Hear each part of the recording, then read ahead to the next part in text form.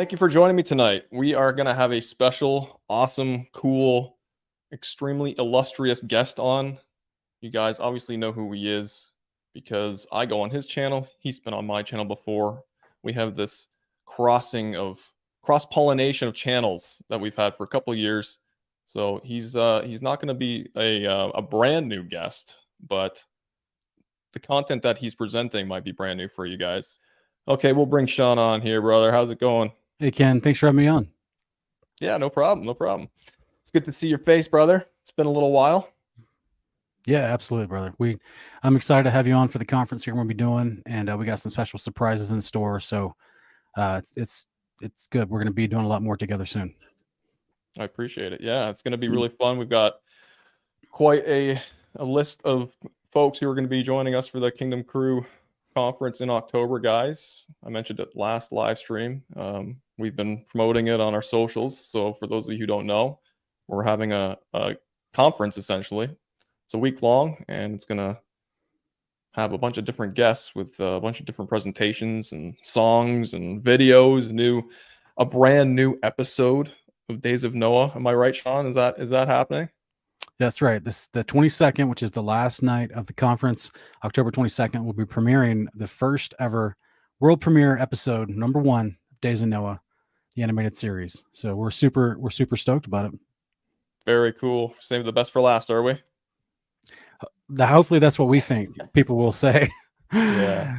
I would just say we save the icing on the cake, right? Or I should say we save the dessert, right? Because all the 7 days is going to be full of like power pack, full of awesome scriptural teachings. And so we'll get some of that dessert at the very end. Yeah. After that main milk. Excuse me, after that main meats, we get a little bit of the dessert made from milk. Yeah, exactly. Well, I mean, some of ours might be a little milky, but we're hoping to be chopping on some tomahawk steaks throughout that week. It's going to be great. We're going to have the likes of Brother Matthew Jansen. He's going to be bringing forward some interesting biblical cosmology related presentations, which is going to be awesome.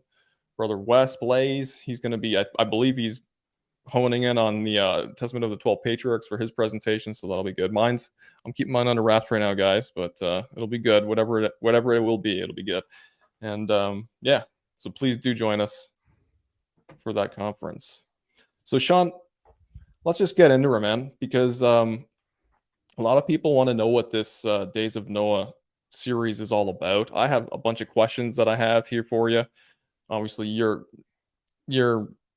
you can totally free flow throughout this conversation, talk about whatever you want, but I do have some questions. I'm sure you'll touch on some of the points within some of these questions before I even ask them, but there's some questions that I came up with. My wife also came up with some of these questions. Awesome. She figured they would be great questions to ask you, Sean. So awesome. So I want to get to those for sure, and there's a few. So we're also going to see a pretty cool, never before seen sneak peek trailer. So keep an eye out for that, guys. It's going to be fun. Yeah, we should probably tease everybody with that right now.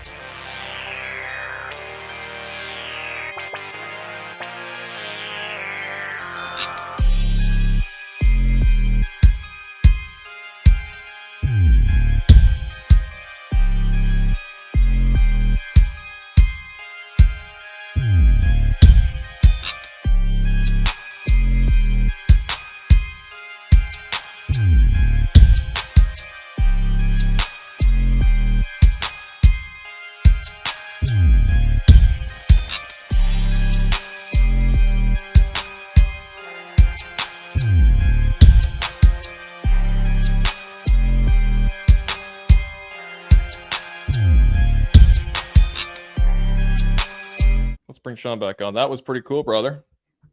Cool. Yeah. Hopefully, just get a little bit of tease of the series as a whole, with a little bit of special scenes from episode 1 that's coming up.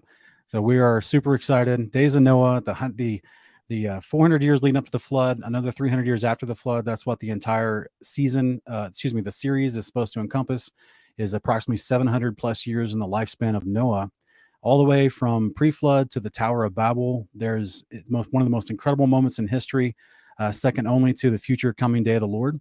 So we're super excited about telling this story. I don't think I've ever seen this story told biblically accurately from any Christian production company, definitely not from any Hollywood or Netflix production company. So we're super excited. KSC Media is trying to offer this for folks, and hopefully you're super edified and your children and grandchildren can watch with you. Yes, absolutely, brother. You're right. I mean, we don't get to live in the days of Noah the way that, Noah got to live in his days, but the day of the Lord will be somewhat similar in days leading up. So who knows? We may get to experience a Days of Noah 2.0 version. But for those who want to kind of experience what that was like through an anime series, this is it, right, Sean? Like, this is going to really hone in on, as you said, that particular period of time in Noah's life, pre-flood, post-flood. A lot going on that a lot of people don't even realize, because the book of Genesis, which is predominantly read by folks in churches, it doesn't give you a whole heck of a lot of detail, but there are other texts that do, and I'm assuming you're drawing some material out of those books. Am I wrong in saying that? Yeah, it's going to be a compilation of scripture. We get a lot of detail from scriptures pertaining to the watchers that fell before the flood, specifically the ones that rebelled during the days of Jared. So between Jude, Second Peter, the book of Job, this Sirach, even Judith, you've got First Enoch, you've got Jubilees, you've got the Testament of the 12 Patriarchs. There's a ton of ancient Israelite literature that covers this narrative in a very detailed way. There's tons of details from which we created the story. And this is actually originally an adaptation from a 3-novel trilogy that I wrote several years ago that's now being adapted for this 8 seasons. So our goal is to do 8 total seasons to tell the story, 6 seasons before the flood, another 2 leading up to the Tower of Babel after the flood. And then also each season will have approximately 16 episodes per season. That's awesome, man. You got your work cut out for you. Yeah. I love how you have it all divvied up already. You already know what you're doing. That's amazing. Yeah, we definitely know there's a crescendo with not just the story arc leading up to the flood, but also with all the character arcs, because from all the ancient Israelite literature that describes these events and all the characters involved, we only have one of the rebellious angels lasting through the flood, the one that's called Azazel. So we have to, if you're writing a story that has all these people involved in a character with a plot and a denouement, you got to tell what's going to happen to all these other angels who did not, the ones that got sent to Tartarus. And that to me is one of the more interesting thread lines to develop within the story, is as they were showing mankind things that men were seeking to learn, secrets that men were not being told to be taught yet, because the Most High didn't want mankind to know all this type of corrupted information, because it's basically taking the truth of the creation and corrupted man in order to worship it in a form of idolatry. And it is the origins of idolatry that happened before the flood, and that we see them pick back up after the flood. And this is where the Most High did not, want mankind to think about the creation this way. It did not want mankind to worship unclean spirits and all the horrific practices that go with it. So there's an entire thread line there as far as the angels themselves dealing with interacting with mankind, how they're teaching this type of unrighteous behavior, this very destructive behavior, and how they know their impending judgment is coming. How are they going to handle this? What are they like? How do they interact with each other? How do they respond to Azazel, knowing that he's not going to be thrown to Tartarus like they are, or at least not as soon as they are? So, there's all these interesting dynamics to explore, as well as Noah himself, his whole family, because we do have all the way going back, we do have, his great grandfather still in the picture, according to the genealogical timeline, all the way back to Mahalalel. And so you actually saw Mahalalel in the background there, the older, wiser, gray-haired looking man. He's going to be in it, as well as the patriarch of the family, and especially for the first several seasons. And so we're super excited to portray that family dynamic. How are they staying righteous and faithful to the Almighty and walking in His commands in the midst of a world that's going crazy and self-destructing? And so to us, this is one of the greatest stories besides the cross of Christ, besides the second coming. It's one of the greatest Bible stories that can be presented to people for the edification of this battle has been long standing. We are not, this is nothing new. The types of things that we face today in this world that try to lend us towards self-destruction and lend us towards deception, it's all just been rehashed and with different clothing, different trappings of different colors and cultures and flags, but it's all the same at its core. It's the same deception that even Noah and his family was dealing with before the flood. Yeah, I love it, man.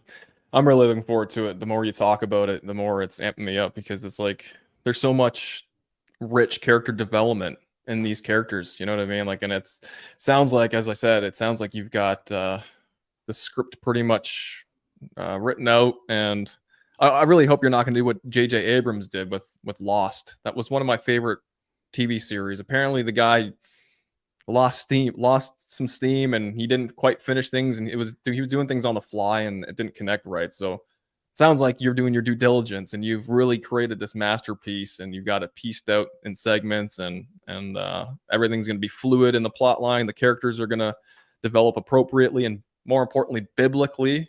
Obviously, you're going to have some artistic, freedom to kind of create dialogue and scenarios and environments, but you're going to keep it biblically accurate, which is awesome. And yeah, we're going to take a look at these characters in a way that we've never maybe thought of them before. So I'm really, really looking forward to this, brother. Yeah, one of the things, you and I, since we started our ministries, we've always been trying to teach people that, there's a difference in the ancient Israelite literature as it introduces things like the Nephilim, which were giants, but then we see giants after the flood, and we see that name Nephilim used slightly differently after the flood. Even in its Hebrew spelling, it's different. And people have always been wondering, was there another event where angels rebelled and came down and took wives again? Like, where these other Nephilim come from after the flood? And especially when you are reading all the texts that ancient Israel had, which includes Jubilees and Enoch, and you see that these rebellious unclean spirits that lost their bodies, their giant bodies, became the unclean spirits that we now deal with today. And people are always wondering, like, what's going on? Did more angels rebel and create more Nephilim? How did this work out? But that's where during the show, we have the opportunity to show the difference between genetically modified men who are tall giants versus the Nephilim that are considered unclean spirits. They're not considered men. Right. They're a different thing. They're a corruption version of the spiritual nature and not the fleshly nature. So that's one of the things we always try to, remind people. There's only two natures in all of creation. There's things in heaven above, they're called spiritual. And then the things on the earth made from the dirt of the earth and the water of the earth are called the flesh of man, of the earth. And so there's a heavenly flesh, as 1 Corinthians 15 says. There's an earthly flesh. And these unclean spirits before the flood, which was the offspring of these rebellious angels taking wives, they didn't have a human baby. They had an unclean spirit baby. And that's a very different thing, according to ancient Israelite literature, than an actual human that's just genetically modified to be bigger. So we get to go into that, like I've done entire presentations on growth hormones and how it can, the epigenetics research in the last 10 to 15 years that they've discovered that there's certain little markers, if you will, in our DNA, in our makeup, that if you have the wrong hormonal imbalance, it's like a light switch. It turns off your growth inhibitors, and you'll just keep growing. And so, like a 𝐦𝐸 or a 𝐸𝐤, right? Like a 𝐸𝐸. That's exactly right. Yeah. So they figured out with that specific combination, it turns off the growth inhibitors, and those 𝐸𝐸s are 900 plus pounds. They don't have any joint problems. They don't have any growth problems. There's no cancer. They're still fully functioning. They're super quick and dangerous. Probably one of the most fearsome predators on the earth. Thankfully, they're being kept in a controlled environment and grown up in captivity and not in the wild, because they'd be a serious problem if they were in the wild. Yeah, A 900-pound tiger lion mix running around with full capability. But that's what Noah was dealing with in his day. Imagine men that are 18 feet tall or 12 feet tall with no joint problems, no muscle problems, full capability, quick reflexes. Yeah. You have a problem to deal with. This is a serious issue. So this is where there is a difference in the biology, in the descriptions of how this works. Even First Enoch alludes to this idea of enchantments and root cuttings that helps us understand they did know about the hormones and roots that causes gigantic growth. And so there is a difference between giant men versus actually unclean spirits birthed from rebellious angels. So that's where we get to flesh out with the storyline. It's not going to be as on the nose as what I just described. We get to flesh it out with the storyline, and you're going to meet one of those giant men, several of them actually, even in the first episode, because we're not going to actually get to the Nephilim until later episodes. So there's a whole bunch of fun stuff involved. We're excited about it. We've got, the whole premise starts off with Jared. He's dealing with the dissidents, is what they're generically called by the assembly. The three rebellious angels you have in the background photo here, coming down in the loge, the transport vessel that's made out of firmament material. Sorry, what was that? Loge? Yeah, it's a LOGE. It's a loge. Very cool. It's basically it's a cubicle box that's used for overseeing a theater. And so we thought it was an appropriate name for these transport vessels that come down from their grand vessels. As you can see in the background of this photo behind us, in the sky high above is their actual flying Vimana, their background vessel, their grand vessel. And then they'll take these clear cubicle transports down to the ground, because what we're going to be showing in the series is that the rebellious angels, they're not showboating their angelic abilities all the time, because it would be too odd. But they learned earlier on, because this is taking place 400 years before the flood. So that means they've already had a couple hundred years to start deceiving mankind and figure out what works. Right. There is, just like today, the enemy's always recalculating how to better deceive mankind. So were they in this storyline that they're trying to figure out. And what they realized over time was that if they showed their full angelic capabilities all the time, it's a constant reminder that there are good angels. And so they're trying to deceive mankind, just like we see today, away from believing in an actual creator of heaven and earth, away from believing that he has good messengers that he sends to minister to us on the earth, who in faith and belief are inheriting salvation. They want them all to forget about that. They want to be presented and portrayed as the gods that are revered and worshiped. So they don't always display their angelic ability, because it would be too obvious. Right. Too obvious, right? So they're finding other machinations of deception to show that they do have dominant power, but in a way that doesn't lead mankind to think about, wait a minute, where do these guys actually come from? Are there others like them still there? Do they act the same way? Who created them? You know what I'm saying? To get them away from thinking about the Almighty and his servants. And so we're super excited to draw out this entire world, this entire systematic deception that increases over time throughout the first 6 seasons. And then, and of course, how 𝐦𝐨r𝐞, who is the gentleman in the light pink in this background, he is the one with like the light purple hair, the anime hair. He is the there you go. The one that's touching his chin, he is 𝐦𝐨r𝐞, the middle one in the middle with the sound bow. That's a specialized weapon that you'll be seeing used in episode 1. Is that the Legolas of the no, series? no, it doesn't shoot arrows. I'll leave it as a surprise to show you how it works. But was he the one who was drawn in the? No, that's the one that was drawing. His name is Ravdanan, and he's a giant. He's one of the special guardian warriors of the assembly. And he's actually the son of Terrell, the guy in the purple, the dark, deep purple. But the guy in the middle in the maroon, that's Samyaza, who was, as First Enoch tells us, he was the leader of the 200. And so between these 3 chiefs of the 200 rebellious angels, these are like the 3 most prominent chiefs.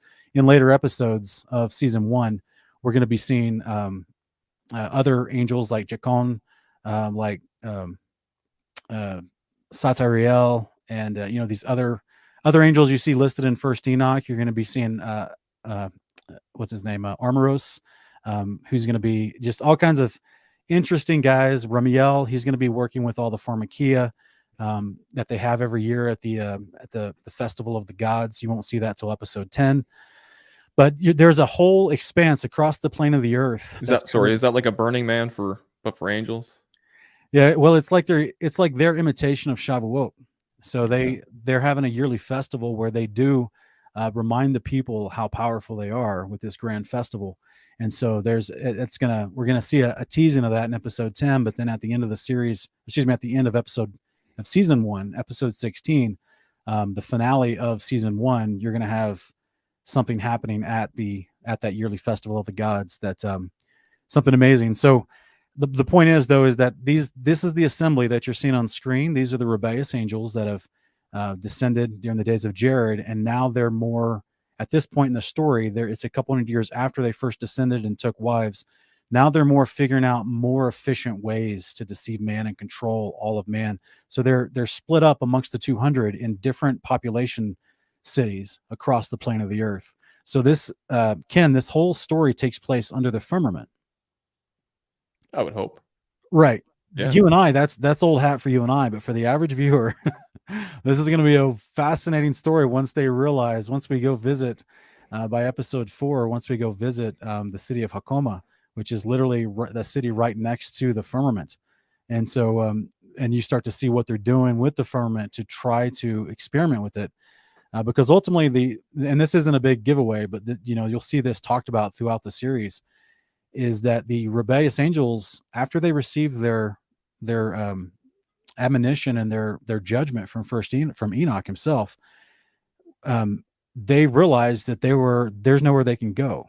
They can't go back up to heaven where they were created and where their original homes were, as Jude 1:6 talks about.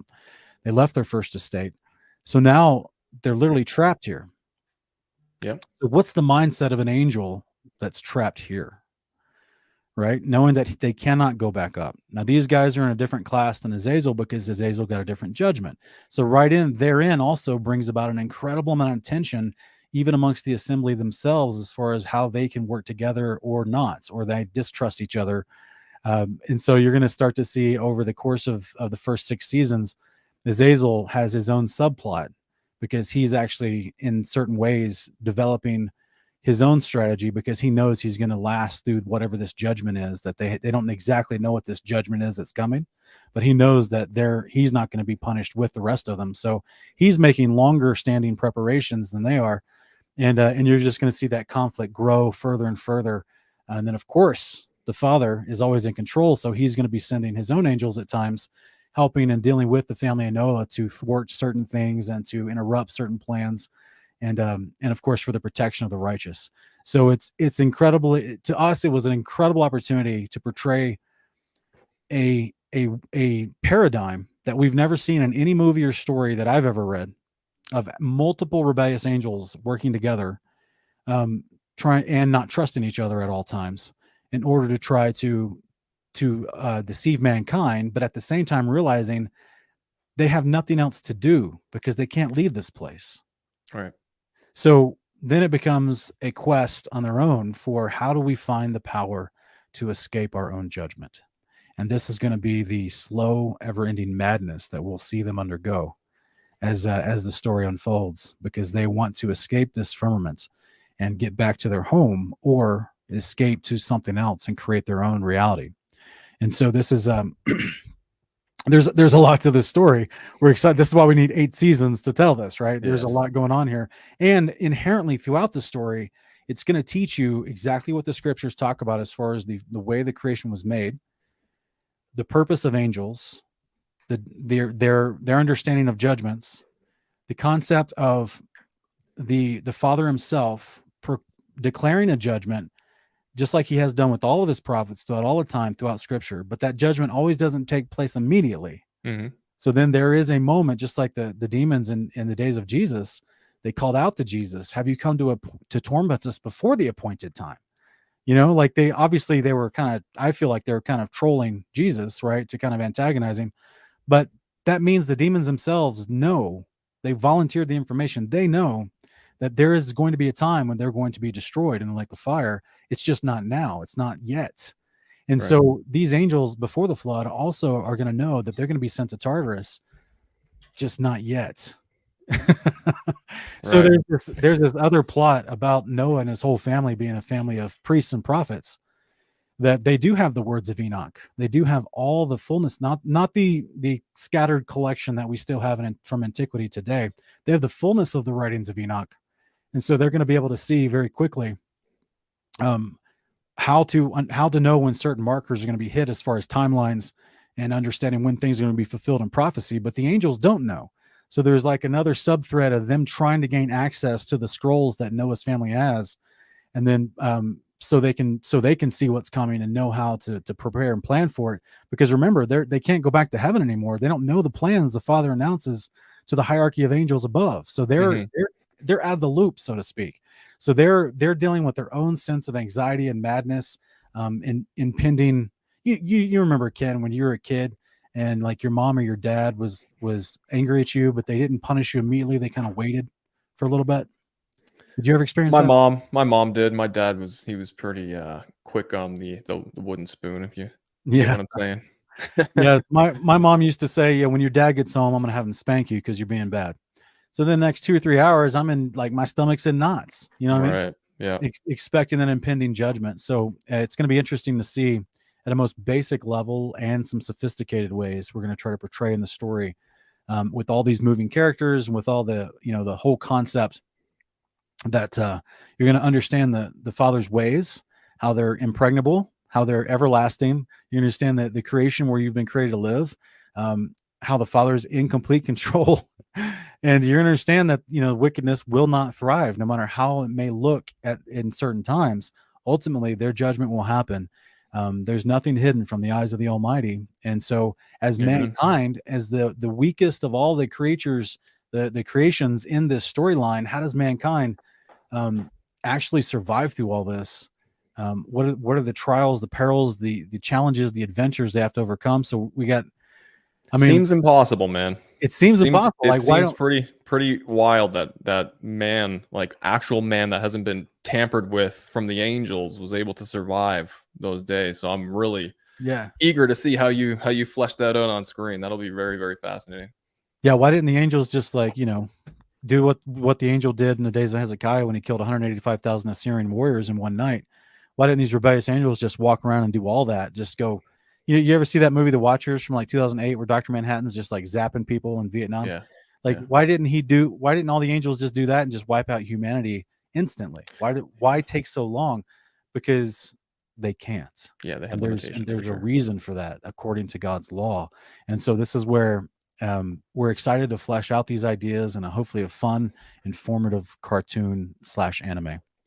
Well, I mean, it sounds epic. Just what you've described already sounds super epic. It's like your kingdom and context tree, all the thematic concepts kind of meshed into one whole. It sounds like you're going to be hitting on all those layers of context and scriptural themes and stuff. And so not only does it sound like this is going to teach folks, but you're spicing things up by creating these characters and bringing a plot to life. So I love it. I'm really looking forward to it, Sean. So far, I'm loving what I'm hearing. I'm loving what I'm seeing. It seems like people in the chat are loving it too. They're definitely concurring with what I'm saying here. From what I recall with the little teaser, there was some pretty cool, like the guy was going to be shooting something. I don't want to call it a bow because I don't want to misspeak here. It might not be a bow. You got like what looked like Dome Wars. You ever play that game when you were a kid, Sean? Dome Wars, where you have like these two bunkers on each side of the screen and you're trying to get the right trajectory or angle and you're shooting bombs on the other guy and you're trying to hit them across the screen. So that's what it looked like to me. Looks like some angelic Dome Wars going on. So I'm excited to see that. But let me get to, I had a couple questions, Sean. Let me get to them. Sure. What inspired you to write the books? Because these are technically, you wrote books, correct? This is all based off of literature that you've written. Yeah. So what inspired you to write these books and then turn them into an animated series? Well, it was a strange night, and I think 2004 was the original night. I was just trying to go to sleep, and for whatever reason, just the Father seemed to just download a movie into my brain about pre-flood world, and so I started. I was like in the middle of the night, and this is a long time ago, so we didn't have like little flashlights on our cell phones, at all times. So back then I was newly married, and I was trying to I didn't want to turn the lights on and wake anybody up. So I was just in the dark scribbling in a notebook beside my bed, all these ideas for inventions, how the flood happened and not destroyed the ark. How did they build the ark, and what the topography of how they kept the ark going, and as well as just the culture, everything involved. I felt like I was just getting downloaded a unique story in my head. And so then that prompted me to start researching some things. And there's a lot of bad information to weed through. There's a lot of modern reinterpretation of ancient texts that are post-flood texts that try to, they have their own, like the Sumerians, the Akkadians, the Assyrians, they have their own retelling of these ideas with their own spin. So it was a lot of research and just realizing there's all these other stories from other cultures, even though they referenced a family surviving the flood, a lot of the details did not match the abundant literature of scripture that had congruency in their details about the story. And so obviously I weeded out the non-biblical, non-scriptural materials for research and just started digging in on the scriptural materials. And then that led to about 2011, 2012, and I started writing and trying to finish the trilogy. And so back then it was, I think, 2014. I tried to do a Kickstarter, but that was unsuccessful because no one knew about me. No one knew who I was. No one, Right. no one cared. In order to have a successful crowdfunding campaign like Kickstarter or GoFundMe, you got to have people that actually know who you are, so you can share your link with them. But that was already after I tried to approach like actual publishing houses and literary agents, and I got two responses from the different people that I solicited, and they all offered me a very bad deal, basically, right? They wanted full control of the story. They wanted control of the characters in the story. So that would give them the autonomy to change the end of the story or to change book 2 or book 3. And I just couldn't do that because I knew that, these are not people that are studying the Bible, right? So like they're going to make it more PC, or they're going to make it in whatever, they're going to mix in maybe Sumerian concepts or Egyptian concepts that aren't accurate to the scriptures, or who knows what, right? Because ultimately, when you start researching how this world works and you realize when it comes to media, especially print media, which has been the dominant media forever until social media and the internet came around, that the gatekeepers of print media are these publishing houses and literary agents. Mm-hmm. So if they don't want certain content being promoted and distributed in multiple regions and being sold, like they were happy to promote worldwide the Harry Potter series and make it some of the best-selling books of all time. But I highly doubted they were going to do that with this story. So there's no way I could just give over the story and all the rights to how the story was written to people that I couldn't trust They would desecrate your baby. Yeah. Or they just shelf it and never sell it and say, "Oh, sorry, it didn't hit our market zone very well. But now that we own the rights, you can't do anything with it." That's actually happened to people that try to publish books. I've heard that. I knew a lady. She had a book and a sequel, and after her first book did well, the publishing house decided to shelf her sequel and never release her sequel. And so her fans are waiting for the second book, but she can never get it out. So not going to go that route. We're doing a self-funding project. Go to daysofnoah.tv. You can help fund the project ourselves. It's a crowdfunding campaign, daysofnoah.tv, or you can go to our Patreon, Days of Noah on Patreon. And the links are in all of our video descriptions on our Days of Noah TV channel on YouTube. You can easily find those 2 links in the bottom of every video there. And you can help be a part of crowdfunding this yourself. But so we don't have to go through the gatekeepers. We can ensure the quality and the content is as scripturally accurate as possible, because that's what's going to make it as powerful as possible. Yeah, exactly, brother. So, okay, this will lead to another question here. What would you say to people who have judgments about spending money on media projects, and why it's important that they consider supporting your endeavors? I mean, on media projects, for getting the scriptures out, is that the idea, or is it just in media projects in general? Like, you know the haters, Sean. People who would say they would go to the website and see kind of how much it's going to cost, right, to bring something like this to fruition. Talk about how actually cheap that really is compared to Yeah, to do a legit animated series like this, it'd be several $1 million per season. And so thankfully we've got some amazing artists that are working, and Drew from Green Pond Creative, Drew Winter is our lead artist. He's the director of art for the series, and he is doing an amazing job. He created what you see in front of you here. In addition, I think 𝐥𝐢𝐤 created the background art for this particular picture, but they're just doing an amazing job bringing this to life. And this is something that typically, like, you see anime cartoons, those cost millions of dollars to produce.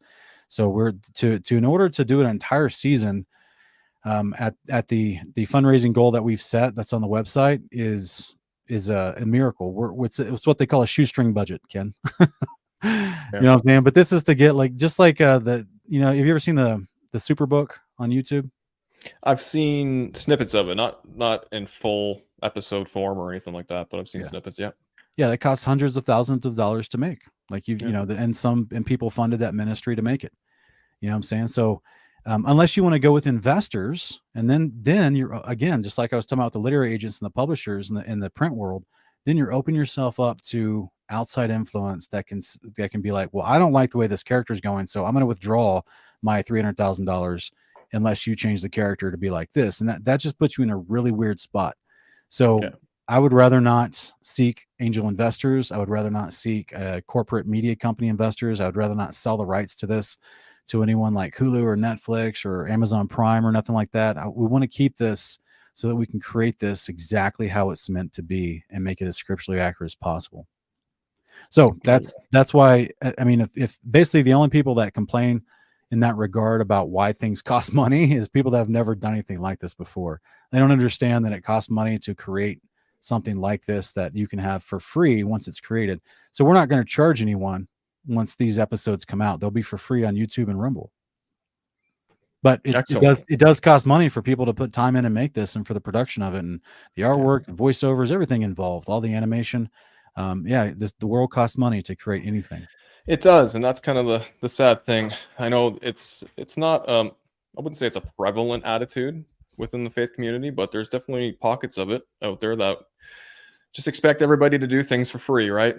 Why isn't all your music for free? Why aren't all your teachings for free? Why isn't something like this just all free?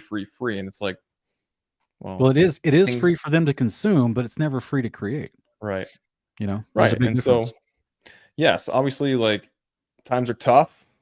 Our economies are brutal, but at the same time, Yahweh blesses folks, and he puts it on people's hearts to bless them as he will. And so if it's, if this is something that you guys think is amazing and you have some spare change, help a brother out, bring it to fruition. We're not doing this stuff just for fun, right? This is what the Father's given us skill wise. He's put these endeavors on our hearts and stuff like that. But ultimately, it's getting the messages out. We want to combat the evil one, because he's doing quite well in this world, if you haven't noticed, right? So we gotta shed some light in the darkness, and this is part of shedding some light. And I'm personally stoked and am contributing to this, and I have no problems with it at all. And so I'm thankful that you've taken this on yourself, brother, because we need this. We need this type of stuff in our community. You know what I mean? Because I'm someone who has watched Christian film and stuff in the past, and I always walk away kind of just laughing. I hate doing that, but I find a lot of stuff cheesy. And so this doesn't look cheesy to me. You know what I mean? Good. Like, this is, you can tell you just based off of what you've discussed so far, like this, you put a lot of effort into it. Again, it's scripturally accurate. It's going to delve deep into the character development of a lot of these characters that people have no clue about. And I just, it's exciting to me. And I think it's going to be for all ages. Obviously, anime, cartoons, people assume right away kids, right? Yeah. That genre of folk, that demographic. But I guarantee you, if you like scripture and you're intrigued with what went on during the days of Noah and right afterwards, it doesn't matter what your age is, you're going to want to watch this and see how Sean kind of develops these characters and how he applies the plot to this series. And I think you'll definitely like it. I'm going to like it based off of what I've heard so far. Yeah. In fact, Ken, right now, our series trailer that on the Days of Noah YouTube TV channel, the series trailer, I think it's already like 94,000 views. And so we've got some statistics from that many views, right? Like the behind the scenes in the YouTube studio to show you what age demographics are actually watching your video. And so on the series trailer with 94,000 views, it's got it's almost consistent across the board from 13-year-olds to 65 and over. Awesome. 13 to 17-year-olds is probably the least, but then 18 to 35, it's like the exact amount of people, almost the exact amount of demographics. And then from 45 to 65 is very similar as well. It's basically, and all of them are pretty well rounded as far as 18 to 65 plus. It's like the same amount of people are watching and reacting to it. The reason I say that is because, some content, it's only like from people 35 to 45, you know what I mean? Or Right. It's only from people from 18 to 24, younger demographic. But this seems to be reaching people from 13 to 65 all equally, and they're all responding to it equally. So Yeah, it's very interesting when you see a video, because that from those 94,000 views so far, just putting up these teasers and some of this behind the scene content, we've already received, I think we're over like 20,000 subscribers to the Days of Noah YouTube channel. And Yeah, it's so vastly growing, man. Obviously, people are enjoying this, right? good. Like Yeah. they're enjoying it, and the numbers are kind of proving it. You got the stats to prove that. So yeah, it's great. We're praying about that word would get spread out there and people would see your previews and subscribe to your channel. Guys, if you haven't Okay. subscribed, go to Days of Noah TV on YouTube. Subscribe over there. Look at the content that Sean's uploaded there. It's awesome. Shows some behind the scenes stuff. His artist Drew is doing his stuff on the computer. It's pretty cool. You can see some of the behind the scenes stuff. I think if I recall correctly, Sean, this preview that we showed earlier, was that brother Marlo Eugene, his beats behind At the end of it, yeah. the visuals.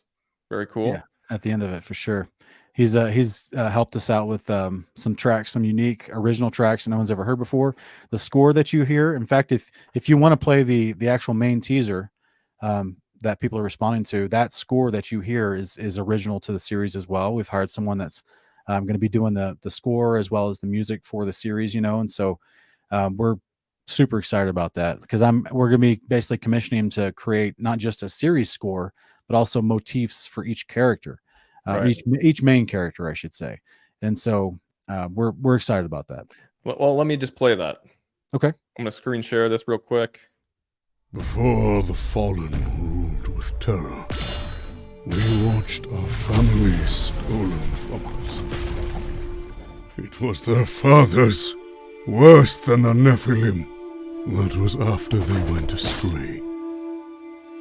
And with each passing year, their hatred for us grew. As their madness increased, the cries of men reached the heavens. Do what you will! We will never meet again! My life means nothing if you don't accomplish the charge of the Almighty, Selah, for we are one flesh. If you don't return from this, I'll rejoice with you in the heart of the earth. We will find the power we need. It runs through every breath and creature. This earth is ours.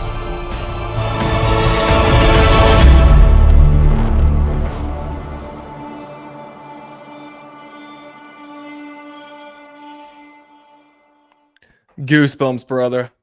This earth is not yours, 𝐥𝐤𝐬, or 𝐸𝐴𝐬𝐤, whoever you are. It's ours forever. That wasn't the tryout. Sean, I said last week that I would be trying out live, and my voice isn't working properly tonight. So that doesn't count, okay, dude? That wasn't a tryout technically. But I believe I could do kind of a guttural, low-end character, maybe a giant that has just been hewn down at the knees or something like that. Like, that wasn't also a tryout. I'm throwing things out there, Sean. You're on mute, by the way. Sorry. Yeah, that's pretty good. We've, in the first season, we have up to 40 different characters. So there's gonna be plenty of opportunity for you to try out for one of them. Yes. Loving it. Okay. I'm definitely looking forward to it. I think this is gonna be epic. I think it's gonna make history books. So I would love to be a part of it. Absolutely. Yeah, it'd be really fun. Yeah, we got a mixture of giants, a mixture of rebellious angels, as well as Noah and his extended family, as well as the people they interact with, to try to, because one of the plot lines in the first season is going to be Jared. As you saw in the trailer that you first played. With Jared, it's the one with his eyes opening up. He's on the forest floor, and that's he's coming back to consciousness. Is he the stud with the dark hair, the wavy dark hair, and the nice groomed beard? That's right. Yeah. Okay. Yeah. So we're gonna have a variety. Someone in the comments asked it'd be cool if there was a multi-ethnic representation in here, and there is, both amongst mankind and amongst the angels themselves. So you're gonna see all different shades of melanin for all the characters, just because back in the ancient days, man, they didn't care about melanin. Like, they didn't make a deal about it. Like, that's why you see the Egyptian hieroglyphs with, like, brown dude, a lightly brown dude, and a pink dude. Like they just didn't care. They're all slaves under the Egyptian empire together. Yeah. You know. So Nick says I sound too country to try out too. You know what, buddy? Don't count yourself out, okay? We don't discriminate against the country folk, the country dialect. I mean, Sean, you've got a pretty cool Oklahoman dialect, do you not? That you suppress? Oh no. Oh yeah, it's got to be suppressed. Yeah, otherwise you wouldn't understand a word I say. If I went deep southern Oklahoma, you wouldn't understand me at all. Okay. But so yeah, it's basically there. I mean, there'll be lots of people. We're gonna need background voices for stuff. So who knows? If you can yell, I don't think you have to be yelling in country. I think if you're just yelling, that's universal. But either way, we think it's fun because our goal, like I said, just even in the first season, one of the plot lines for Jared, the great grandfather of Noah, is that this is a dude who's over 500 at this point, right? So, but he's still out there amongst the communities trying to pull people away from the deception of the assembly and bring them to the truth of how to live. And he's literally a prophet and priest calling people to repentance in a very active way. He's trying to rescue people from the mental and physical slavery that they're in, because there's a variety of different ways that the assembly has gained control over the populations. And so that's where in the opening episode, you're going to see Jared with some dissidents that he's freed from the past. They're fighting at the Battle of Nod. So you remember in Genesis 4, Very cool. you remember where Cain goes off to the land of Nod? This mysterious land of Nod. Yep. Yep. So there's a city that he builds, and the opening first episode is the Battle of Nod and the plains outside of that city being destroyed. And there's the assembly is called in their guardians to fight Jared and these dissidents. And so, it starts off just immersing you directly into this world of chaos and conflict that all these men of faith had their faith, tried by fire and sharpened like never before. So it's just an amazing story that we hope to portray in a fun way. It's going to be PG. Yes, I know that the pre-flood world dealt with some pretty horrific concepts, even just what little's told to us in the scriptures. And we see those same horrific concepts, repackaged and continuing to be done across the world today. But we're going to keep it PG, family friendly. They will be dealing with heavier concepts at times. It's not going to be like a silly cartoon for 6-year-olds, but at the same time, it's we're not going to show anything graphic or untoward. Yeah, it'll be tasteful. It'll be for all ages, all demographics. It's great. I'm going to just address Mr. Boer here. Aaron Boer, thank you, brother, for the super chat. Really appreciate it. Will not return void. What is, before I ask this question, you mentioned there's going to be all sorts of melanin, skin color differentiations, which is cool. Are you going to be, but they're never going to talk about it. They're never going to talk about it. It'll be shown. We're drawn in, but they didn't care about that kind of stuff. All that stuff is modern day propaganda for dividing people into groups so that the communists can literally take over the free world. But back then they didn't care about what color you look like. They only cared about what you could do for their gods. Yep. Yeah, I would agree with that. And so I'm getting the impression, Sean, that there won't be any woke elements to the script at all, or Yeah, not according to United States definition of woke with social justice warrior doublespeak. None of that nonsense. Obviously, you're going to have, like I said, we're showing machinations, which is the ways and the hows of the rebellious angels deceiving mankind and interacting with them on the earth. So that's kind of a unique concept. We don't get to see very often presented in any kind of Christian content. Is you don't get to see like the actual, like we in the Christian world today, they talk about, there's the devil, and many people don't understand Christian literature, and they think that the devil and his servants are all angels. They don't realize the idea of unclean spirits and where they came from. Right. So they don't realize there's just one rebellious angel left, and there's a bunch of unclean spirits under his control. But no one's ever represented, to my knowledge, this idea that there's multiple rebellious angels interacting at the same time on the earth amongst mankind, not just mysteriously from behind veiled pretenses that nobody can actually see. No, you're going to have, like in the first episode, you've got the guy in purple, the deep purple Terrell. He's going to be staring face to face with Noah and his family, and so like this is they knew who these people were. They knew that they had certain areas that were theirs And so you're going to see how that the father has boundaries that are enforced, which is a part of his law. And so you're going to see kind of that whole thing, displayed as far as the enemy knows they don't have total control over all of mankind, and they never will ever, but they want to portray as if they do. And so this is a part of the story of seeing that they're not as powerful as they try to portray themselves to the average person, because the story will follow the storyline of the angels themselves, these rebellious angels that are a part of the assembly. These are all the angels that came together with mutual imprecations to take the oath in First Enoch 6, right? So I call them the assembly.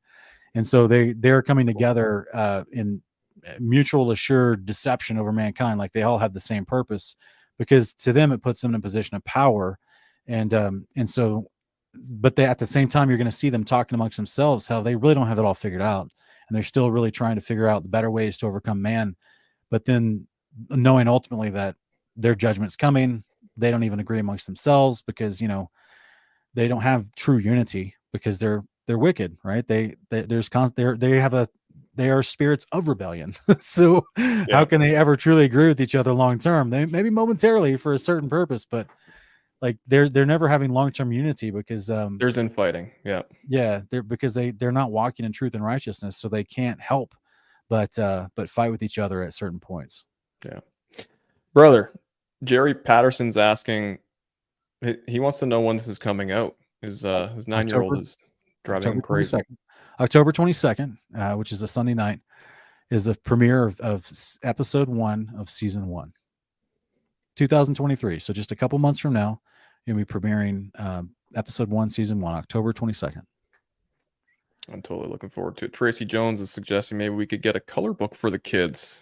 Yeah, that'd be cool. That'd be cool. Nick is saying I'd color as well. Not even ashamed of it. Coloring is cool. It's therapeutic. There's nothing wrong with that. If you're an adult who likes to color, as long as it's between the lines, right? You should be able to do that. But we do plan to have different printed materials available. That's where, if you go to the 𝐦𝐨r𝐞 website, they're not there yet, but we've got tabs for the future once we have things produced, as well as each season is going to have its own novel made from each season. So basically, because I'm taking the script and we're adapting it for the screenplay for the animated series, but basically, if you like to read and you like to read the book, because the books are always better, right? Because you get more detail, and it's not the things that are unspoken that you see portrayed in visual form from the video, you get typed and printed out in the actual full book. And so some people love the book more. And so after the completion of each season, our goal is to actually print the book itself for each season. So it'll be a total of 8 books printed when it's all done as well. So, in addition to other types of fun literature and other types of things, like we have goals in the future. We have goals for like a graphic novel version of this as well, with the artwork to work with Drew and do stuff like that, as well as other types of things. I'm not opposed to a coloring book. That sounds fun. Yeah, absolutely. Man, I'm proud of you. This is good. I'm liking what I'm hearing. So Sean, a couple more questions. What's your script writing process? Can you reveal that to us? The script writing process? Well, yeah. At this point, because I have the source material, I already have an idea for the chapters that are already written, and that's what I hand to the animators and the voiceover artists, and let them read the actual full chapter with all the descriptions and all the details and everything, and so they can get a feel for the world. And then they start creating the scenes. And so Drew and Gerald will ask me, okay, well, in this scene, what was your thought from this description? Like, what they may ask for extra details at times because of what they're trying to make, or they who knows? Depends on which scene we're working on. And so that they then create the artwork for that, and then of course we have to trim down. Sometimes once the artwork is created and we start to put it into an actual storyboard process, I may have to augment some of the wording or some of the lines very slightly in order for it to fit better with the screenplay. So the actual printed novels that are going to come out at the end of each season's completion may have slightly different words, like nothing that changes the story, but just like for the sake of timing and pacing, they may have slightly different length of verbiage. And because some things can be communicated, with the story format, creating the animation, that you don't need a word for. Right. So that's why you show it, But so yeah, we're excited. That's kind of the process. I have everything written out. I hand it over to the illustrators, Drew and Gerald, and then also the voiceover guys, so they can look at and see what exactly is the vibe, what's going on in this scene. You know what I'm saying? They get to see the full thing. Probably they're going to get to see, read the whole novels as we go, a year before anybody else, basically. Right. That's so Yeah. cool. I love it. Yeah, as you guys can tell, it's no easy process. There's a lot of collaborating going on. A lot of wise brains kind of bouncing off of each other. So it's a lot of work. A lot of skilled individuals involved with this. So it's going to be amazing. I'm really, really looking forward to it.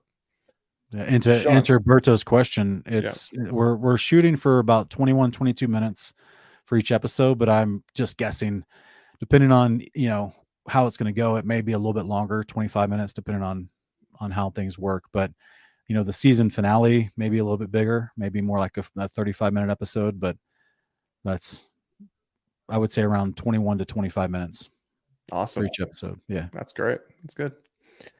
Sean, what are you hoping this series will achieve? to get people interested in studying the scriptures, for one. Obviously, put their faith in Christ. I haven't even talked about how the story is going to literally, we're talking about Enoch, right? How many times did he prophesy about Christ? So he shared his prophecies, he shared his visions, and everything the angels showed him about the creation and the world to come and the future generation that he prophesied in the opening of First Enoch. He shared all that with his family, Noah, Mahalalel, not Mahalalel, but I would guess Mahalalel, but that's because he's mentioned in the book of First Enoch. But also Methuselah and Lamech. Like all these dudes knew, and there's even gentlemen in the descendants and the children of Lamech that were like the brothers of Lamech that Methuselah calls and gathers them all together that aren't even named in the book of First Enoch, and he's teaching him the words of Enoch that Methuselah knew. And so you've got a world with their Bible back then was the words of Enoch. Yep. And he had tons of prophecies about Christ. So all these dudes are in the know. All of this whole family before the flood is in the know about there's a coming elect one. There's a coming Messiah and he is the one hidden in the bosom of the Father. He is over the angels in authority. He will be over all the nations once he comes to the earth as well. And so they already knew the story. And so are you saying, Sean, like the earliest men knew about an appointed savior and king who would be coming? Amen. It wasn't just like thousands of years into the timeline of human history that Yahweh decided, I'll let them know, I guess. No, it's just like Yahweh always consistently tells the same story to all of his prophets. He told the same story to Enoch as well, that there was a coming elect one, and he would be the one in whom the nations would put their hope. He would be the one in whom justice and righteousness would fill the earth as a result of. It's the Son of Man, the Son of God, the Son that went forward with the Almighty, the Lord of Spirits, as First Enoch talks about. So the same story from start to finish, and these guys all knew the story too because they're a family of prophets and priests. And so this is we're excited to be able to flesh that out in the storyline, and that's stuff that's in addition to all the other things I've talked about. Like that's also in there. So if you're watching this, you're going, oh, that's Old Testament stuff. Like, let's just focus on Jesus. The Old Testament focused on Jesus. The writings of Enoch before the flood was all about Jesus. He was existing in heaven with the Father before the flood, before he became born in the womb of Mary. Christ has been around. He's been there. The prophets saw him as well in the future prophecies, as well as visions of what was happening in heaven during their day. They were aware of the Son of Man also. He was being hugged by the Father for the whole time in his bosom. Just hold him tight, Just got him in a headlock, waiting to let him go. And so, they all knew about Christ, and they prophesied emphatically about him. The angels knew about Christ. This is what Enoch talks about. Before the sun, moon, and stars were created, in front of all the angels, that means including these ones you see on screen, these rebellious ones, in front of all the angels, Christ was announced and named, given his authority from the Almighty. Was named. Yeah, yes. They knew who he was. They knew he was coming. The lamb that was slain before the foundation of the world concept, they knew his purpose and his role. They knew that their judgment was coming. So this is why we have as an underpinning for the rebellious angels in this storyline is they're trying to figure out how they can find the power within creation to avoid judgment from the coming Son. Okay, so speaking of the coming Son, maybe this is a little too revealing. Maybe you don't want to expose this here. Maybe it's a surprise in an episode, but are we going to be seeing any future flash forwards of the Son of God at all, Sean? Like, is there anyone that you need to be like sitting on a throne up in heaven and being like, I'm coming for you, 𝐦𝐨r𝐞. Don't you just wait on it. I'm coming for you. Literally the first episode. Oh, yeah? Okay. That's cool. Yeah. And we do it in the I think it's a unique and fun way that people won't expect. But yeah, there's yep. All right. Yeah, I can't give away more than that, but because it's toward the Sure. crescendo climax of the first episode. But yeah, all these elements, guys, are going to be in if you've ever seen me put together any kind of teaching on my channel, Kingdom in Context, you will not be disappointed. We are not cutting back anything on this. The full truth of Scripture is getting all put into this series. Beautiful. Love hearing it. Sean, I got a final question here for you. How is this different than currently existing Christian media? How is it different? Yeah. Well, we're not funded by any corporations. We're not teaching wildly interpretive traditions of men based off Catholic doctrine or Judaism. We're just going with what the scriptures say. So this is different as far as if you're getting the content. Anyone can slap the Christian label on anything, but it's about what is actually being produced. What is the message actually being spoken? And our message is clear, just as scripturally tight as we can make it, without interpretation. Just simply, obviously, since you're writing a story, you've got to like add in dialogue, because all this dialogue is not in the. It's a fictional story, but all of it is directly based on the details as much as possible of the scriptures, so we can make it as scripturally accurate as possible to give you a look into the ancient world, what it possibly could have looked like. And so we're excited about that, because there's lots of, like VeggieTales. I watched VeggieTales when I was a kid, man. That was great stuff. Stuff like the Superbook is super popular right now, which is this 3D animated stuff that's out there. It's great, super popular. But do we agree with everything they teach in their actual dialogue and content? No. So I think what's going to be different about this is you're going to see things you've never seen before addressed in Christian content. That will help you understand the continuity from Genesis to Revelation, the entirety of the scriptures. They prophesy that the kingdom of God to come, and that happens through the Messiah and his second coming, bringing the Father's house down to the ground to stop all the wickedness, unrighteousness, and injustice of the world. Which the days of Noah was the time period when all that stuff began. Mm-hmm. And so this is where I don't think I've ever seen any other Christian media portray this story, much less portray this story in a way that in a way I would say that that is trying to reach so many different generations to help them understand the Bible, and not just take a biblical story and then reinterpret all of it just for kids. You know what I mean?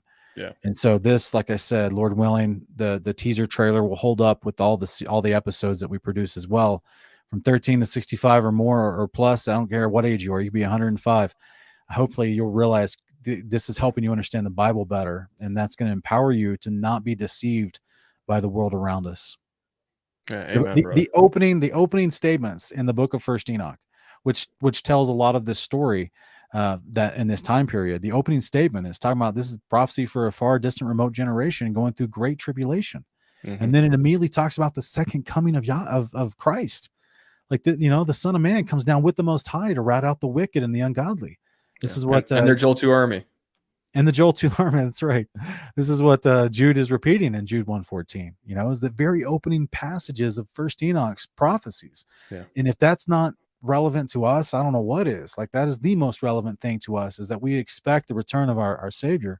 So I think this is just going to give people a good foundation on where wickedness came from, why the world is the way it is today, and strengthen their hope for the second coming of the Messiah. Sounds perfect, man. I know I'm biased, of course, but this, to me, I think this is going to attract believers and unbelievers alike, because it's going to have an amazing story. The graphic, like the details of, the books that Sean's brought up, like they're just gonna come alive on a screen, and it's gonna be something like you've never seen before. I'm really, really looking forward to this. I mean, we're gonna have giants, we're gonna have angels, we're gonna have humans, we're gonna have Nephilim, You're we're gonna gonna have technology, all sorts not of crazy technology that people like didn't even realize, yeah. you know, Yeah, because existed. if you got angels that know the fullness of creation, I mean, this is literally why they're teaching mankind, secrets of heaven they weren't supposed to, because they know how creation works. They watched it being made, according to Job 38:7, right? They were there. They understood how creation was being made, because so many of them were assigned to different parts of creation to keep it flowing properly. That was a part of their job given to them. It was just like man was given a job to subdue the earth and fill the earth. The angels were given jobs elsewhere in the creation to subdue that, or to maintenance that, or to function with that, to make sure that things were working properly. And so we get to explore all those kinds of things, as far as, what did it look like what's it going to look like when 𝐦𝐨r𝐞 actually steps outside the firmament and wants to go back upstairs, if I could put it like that. That's awesome. So we get to address a lot of interesting concepts in this, not just giants, but titans as well, all different sizes of giants, but also titans. We're going to see the titans in season 2, Lord willing. And so we're just excited. All kinds of chimeras, like in episode 2, you're going to see a chimera. So there's interesting stuff. Love it, brother. Is there anything else you want to expound upon as we end this broadcast? I think you've touched on a lot of awesome things. You have a lot of things that should be surprising to folks, and also like intriguing. Hopefully it'll draw them in after hearing everything that you've discussed. Yeah. If everyone, that's watching, if everyone wanted to be a part of this, and they donated $5 or $10, to the crowdfunding project, we would have this thing, completely funded in no time. You know what I'm saying? It doesn't require much, but we've got this thing set up so that you can be a part of this. 𝐷aysofNoah.tv. We've been having a little bit of trouble with the website today. I don't know what's going on. Our tech is looking at it, but that's, just keep trying. 𝐷aysofNoah.tv is where you can go to find how you can donate and be a part of this. Or if you want extra bonus content that's not on the YouTube channel, and extra artwork that we haven't released yet, you want to see all that stuff early, as well as see the episodes that we released 24 hours before we release them on YouTube, as well as additional bonus content that we'll have on our Patreon channel. That's where you can go and become one of the Days of Noah patrons. And that's where we have patrons as little as $3. So you can go over there, you can see which tier works for you, and you can support the series that way as a patron and get extra bonus content as well. So it just, awesome. Doesn't take much, and we can all do this as a community and actually have content we enjoy. Lord willing. Yes. And if you can't help out financially, please guys, pray for this, to come to fruition. Pray for Sean's endeavors. Like the content, to subscribe to it all, share it among your peers, share it on your social media. Just help us at least get it out. The more eyes that land upon it will hopefully help it come to fruition. So that's our prayer. That's Sean's hope, I believe. And I'm really stoked, brother. I appreciate you coming on tonight and sharing your brainchild with us. It's impressive. Honestly, it's impressive. You did a live album reaction video to Fallen Man about a year and a half ago or so, and you said, guys, Ken's got me beat when it comes to the music. Like, I write, and dude, you're impressing me with this. I knew years ago that you had written books. You didn't talk much about it, but seeing kind of how this series is developing, and just the things that you've presented here and on other interviews, like I'm really impressed with you, man. Like, this is cool, man. Thanks. This is really cool. I'm looking forward to it. Been in my heart for 16 years now, so it's been a long time coming. A long time coming. I remember back in like 2011, I was with some other people, and I went to this weekly writers group that was actually a offshoot of a church ministry. It was kind of an interesting little church group that was a collection of Christian writers, and I remember everyone knew that I was working on this series, this Days of Noah books, and they saw that Darren Aronofsky Noah movie that come out in 2012, and they saw that starting to be advertised, and like, oh no, Sean, they're making a Noah movie. It's like they're gonna beat you to the punch. And then when that movie came out, it was just horrible. It was a horrible terrible. representation, all types of unscriptural, mystical, Gnostic concepts built into it. Just a horrible representation, and I'm glad that it didn't do well. It's because I was like, okay, that's still they still have an opportunity to show this story the way the scriptures actually teach it, so that people can be edified by it. But see, it seems like the world loves to do that. They love to take biblical stories and like redo them and just completely mess them up, and either cause a sense of mockery towards the Bible or towards God, or denigrate the goodness of God in some way. So we're not going to do that. We're actually going to have a really fun storyline that shows you, no matter how amazing or impressive it might seem that the rebellious watchers can be, we're going to show you that they're truly they're flailing, waiting for their own destruction. Like they know the end is coming. They can't stop it, because they remember being in heaven and near seeing the Almighty and realizing they're not as powerful as this guy. He created them. And so what mindset what would happen if you had that mindset and you're trying to interact with mankind whom you already despise and disdain? Because from the get-go, they've always been prophesied to be resurrected and put as your authority later.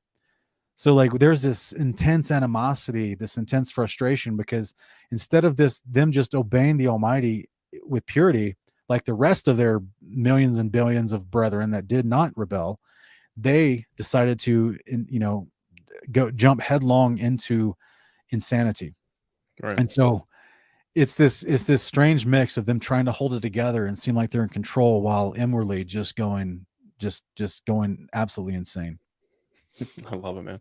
Yeah. So Noah's not going to have like this murderous intent No, constantly throughout. No. no. Okay. And, That's and good. there's not going to be any giants that are going to hang on the ark and be left over. No, you're going to see some interesting stuff. The Garden of Eden you're going to see the Garden of Eden in the background of episode 1. So the Garden of Eden is actually going to be in this. The land of Eden is where the borderline of the land of Eden is where the Battle of Nod takes place.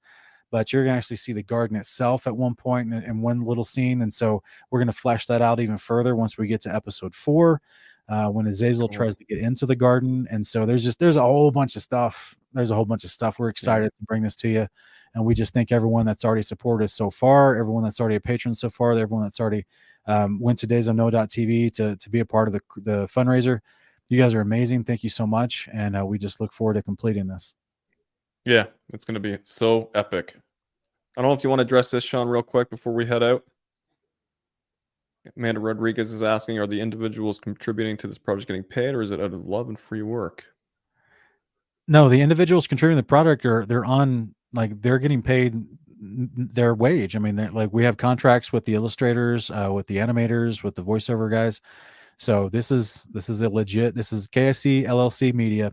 Excuse me, KIC Media LLC. It's an actual company that we started to create this, and so they're contracted through that company and paid by that company. And so this is where, just like you guys have seen The Chosen, they do a crowdfunding thing for their whole series. They pay the producers, they pay the actors, they pay everybody involved, the sound guys, the lighting, the mixers, everything involved.